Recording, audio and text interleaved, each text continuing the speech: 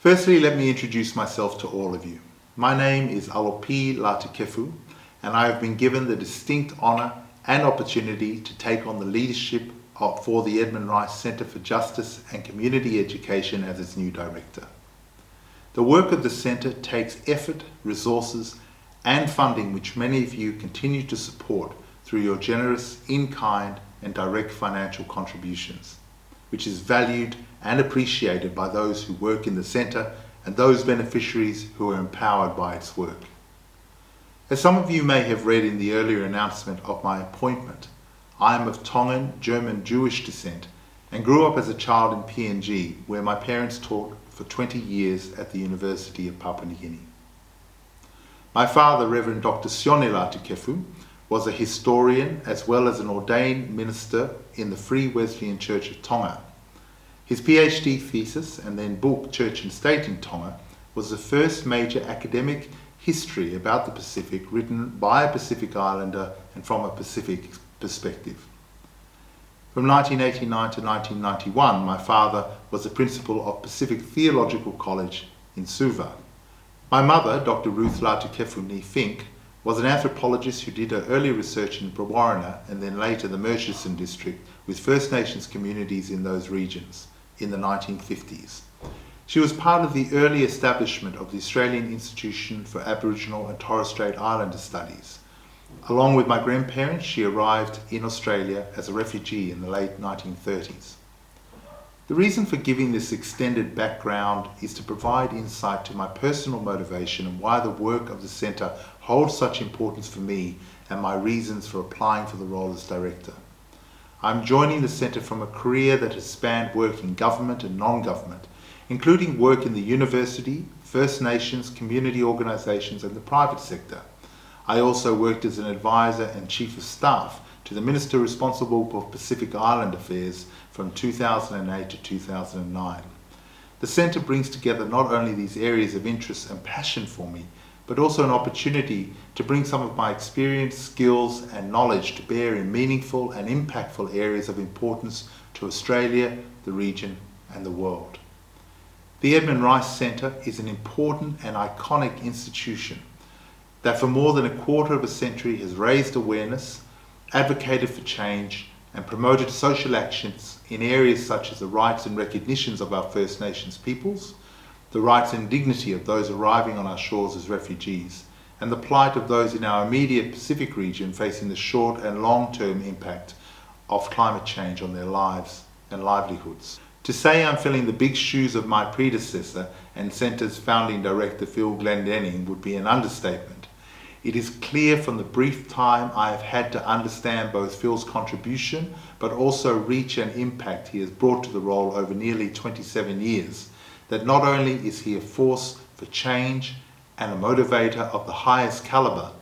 but has, along with his skills and compassion, provided his mana to the work of the Centre, making it an important foundation block in the conscience of Australia and the nation. Last week saw the official commissioning of the new location for the Edmund Rice Centre at the place of its inception in Thames Street, Balmain.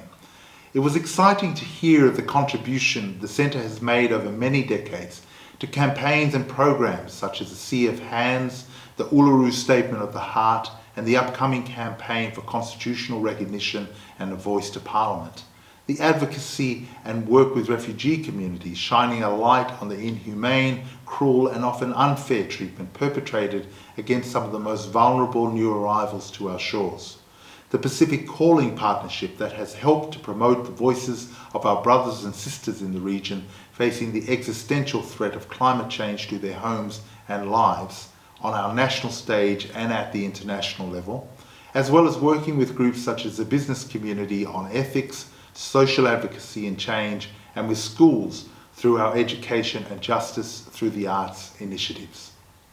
It was also wonderful to hear the passion and faith of those whose lives have been dedicated to the charism of Edmund Rice and the tenets of empowerment through education and knowledge that have been at the heart and mission of not only the Edmund Rice Centre, but the schools, education programs, camps and community services, as well as the ongoing commitment to social justice advocacy in Australia and around the world.